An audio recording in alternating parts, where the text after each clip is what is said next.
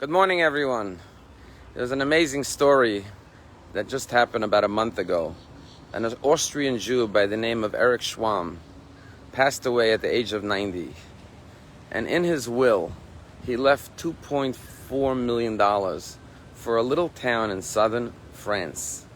The name of the town is Chambon-sur-Laguigne. And the reason he left it was because he and his whole family were rescued during the Holocaust.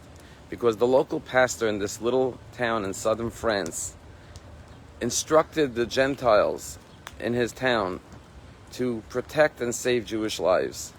And 78 years later, this Jew left his fortune to that town, sending a letter of gratitude to the mayor with a check for $2.4 million. This week's Torah portion is Terumah, but we will also read a second reading of Zachor. Zachor is the portion of remembrance, where we remember what Amalek did to the Jewish people, the first nation to attack the Jewish people. And throughout history, many descendants of Amalek have tried to annihilate the Jewish people, including during the story of Purim, Haman. And so the Shabbat before Purim, we read about Amalek and all of his descendants. And the Torah says, Zachor, remember, al tishkach, don't forget what Amalek did. And there are two questions. The first question is, if this is the happiest month of the year, why do we want to remember the evil, the atrocities that befell the Jewish people? And the second question is, why does the Torah have to say, Zachor al tishkach, remember and don't forget? Well, if you remember, you won't forget. And you know, when it comes to memory, there's the experience we had and the memory of that experience. And the memory allows us to choose what to focus on about the experience. So for example, imagine someone goes through a terrible illness and they battle the illness and they go through treatments and operations and they finally recover. They could go back to that experience in their mind and remember it and dwell on all the pain and the suffering and the hardship and the fear and relive the pain and the suffering over and over again. Or they could focus on the wonderful doctors and nurses and the love of their family, their spouse, their children, their friends who supported them and encouraged them. And what they choose to focus on will either cause them to be sad and full of pain or full of joy and gratitude. Yes, we remember Amalek. Zachor, remember, we have to be vigilant against those who try to destroy us in every generation. But at the same time, the Torah says, al tishkach. Also remember that God saved us. That throughout history there were good, righteous people who came to our side and helped us overcome evil. And so, yes, we remember Amalek. But at the same time, it's a joyous remembrance because we say, wow, God saved us in every generation against the Amaleks of that generation. And so while the experience was awful, painful, tragic, we choose to focus not just on the suffering, but on the gratitude and the joy. This man, Eric Schwamm, 78 years later, never forgot the kindness that was done to him.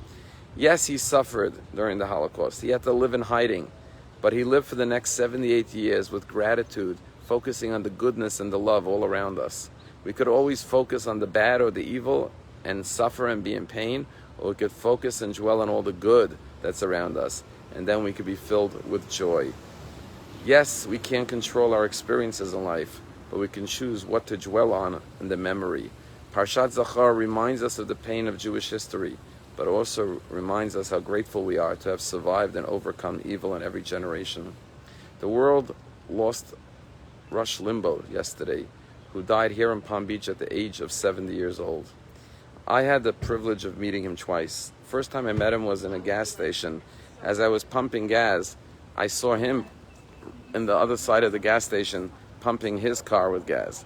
And I walked over to him and I introduced him. I told him who I am. And I said, on behalf of the Jewish community, the Jewish people everywhere, I want to thank you for your constant support and dedication to the Jewish people and to the land and the state of Israel. And we had a wonderful chat. About a year later, I was walking by a local restaurant at night. And there he was again, Rush Limbaugh, standing outside waiting for the valet to bring his car. And he recognized me and he said hello and we started talking again. And this was in the days when President Obama was working out a nuclear agreement with Iran, and Prime Minister Benjamin Netanyahu and all of Israel was up in arms pleading with America not to sign an agreement with the largest state sponsor of terrorism who vows to destroy the Jewish people. And Rush Limbaugh was taking to the airwaves every day, speaking to tens of millions of people, saying, that this deal is going to endanger the security of Israel. And so I thanked him once again for being a voice of support and a voice and an advocate for the safety and the security of Israel. And we had a wonderful conversation of how he supports Prime Minister Benjamin Netanyahu's call to not go forward with this Iran nuclear deal. And so in every generation, there are those like Iran, like Haman, like Hitler, like Amalek who tried to destroy us. But there are always those righteous people like the Gentile family that saved the life of Eric Schwamm and his family. And up until today, those who support the Jewish people and the state of Israel. And yes, we have to remember the evil, but at the same time, we have to express our gratitude and appreciation for those who always are there to support Am Yisrael. Have a wonderful day.